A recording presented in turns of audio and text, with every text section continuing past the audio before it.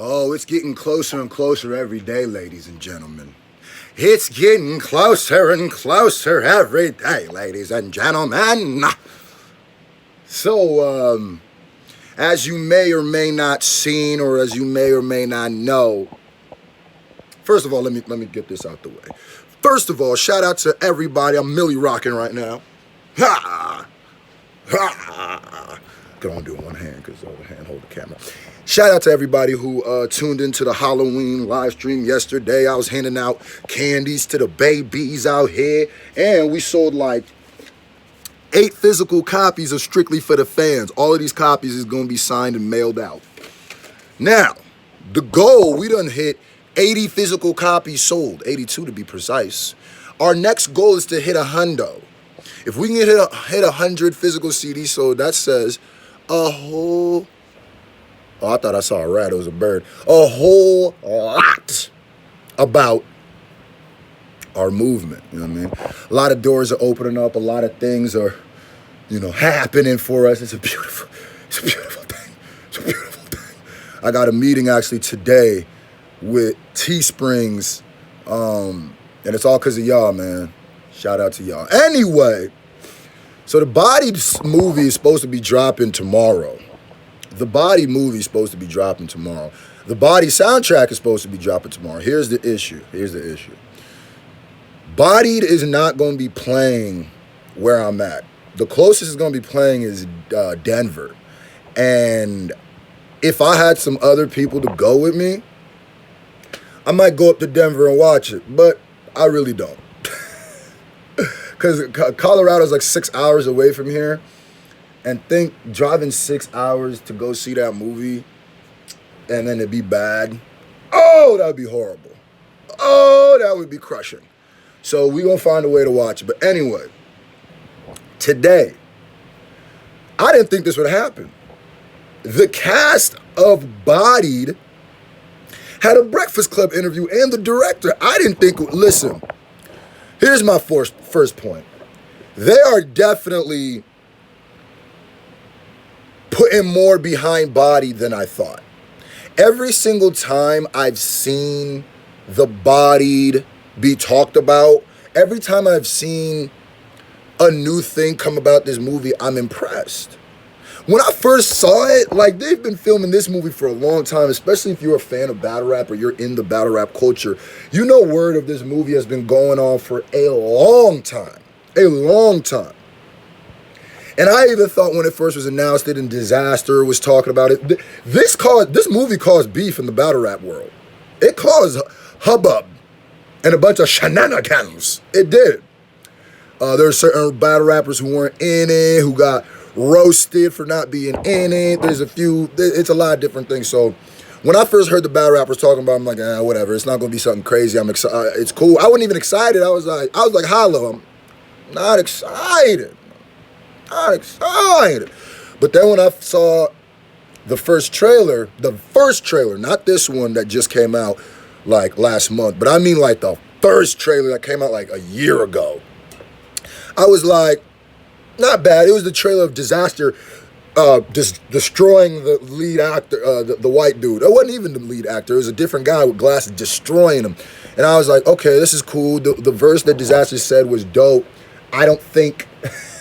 You know what I'm saying? I don't think if you're beyond a battle rap fan, this is really going to excite you like it excites me or the battle rap fans. But then I was thinking too, then I kind of forgot about it for a while. Then this new trailer that they did, the Red Band trailer dropped, and I was like, okay, wait a minute. That's a way better trailer. It's looking like they might got something. The trailer had way more of the details surrounding the movie and stuff. I was like, this might be dope. This might be fliggity fly. But then I was like, cool. Then this happened. Well, not that. I heard about the Eminem, what's it called? Soundtrack for this movie.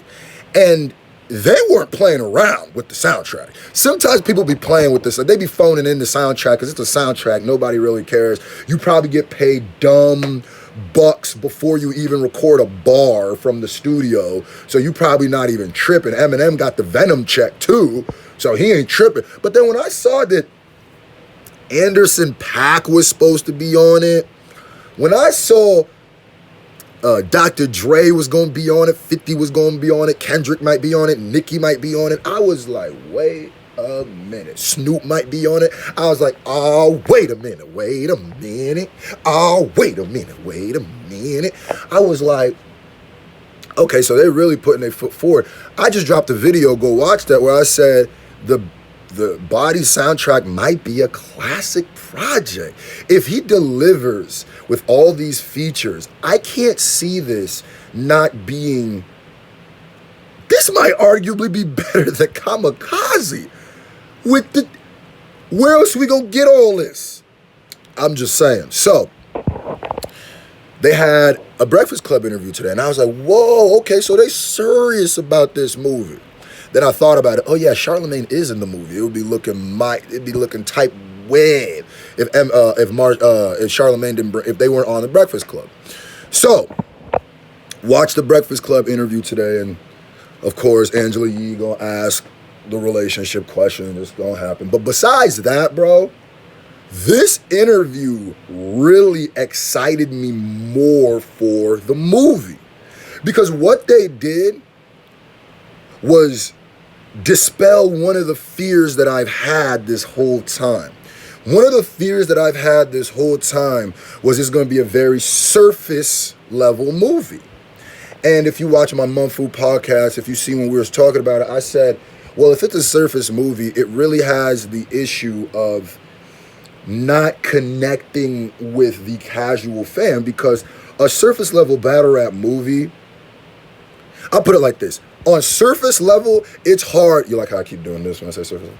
It's hard, I think, for people to connect with something that they're not a part of at surface level, right? You get most of your stereotype, most of your racism, most of your bigotry, most of your prejudice from surface level things. Okay, so at surface level, you're a white guy and you look at black people, look at the way black people are depicted. Surface level, we all rap. We violent, we athletic, we criminals. That's surface level.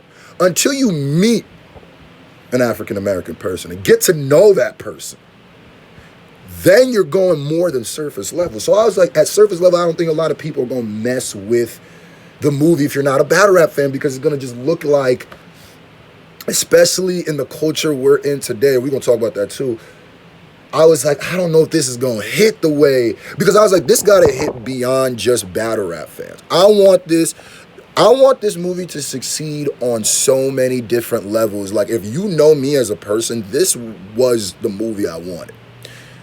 The only thing I love more equally to hip hop, which is still hip hop, which is music hip hop, the music part of it is battling.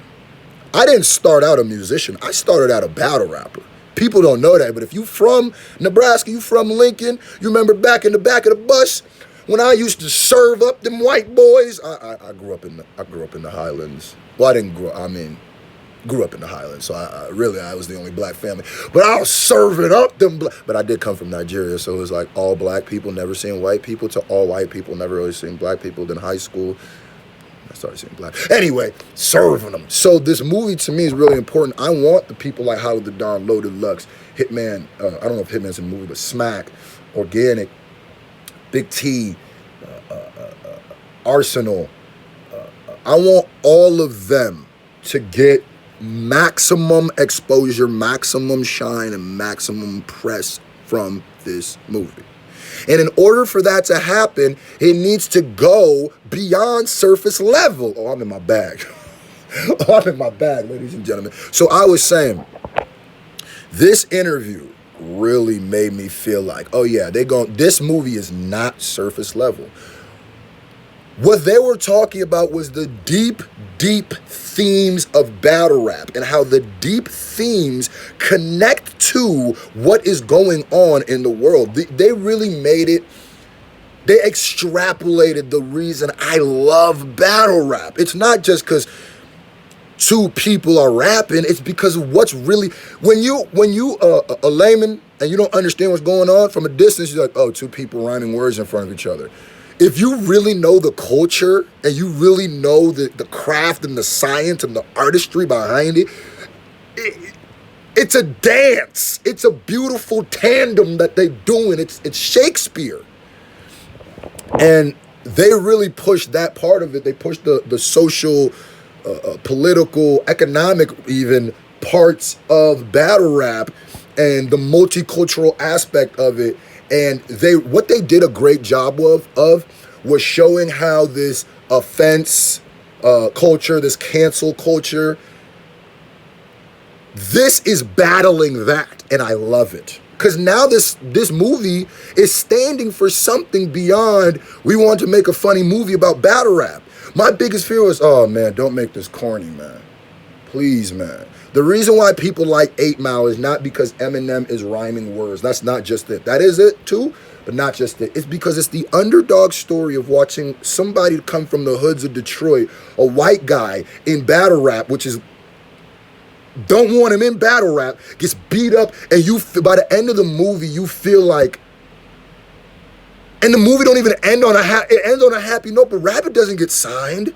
He literally throws a trash bag on the back and goes. It's like that movie just is a beautiful movie. So it touched the human side of rap, battle rap.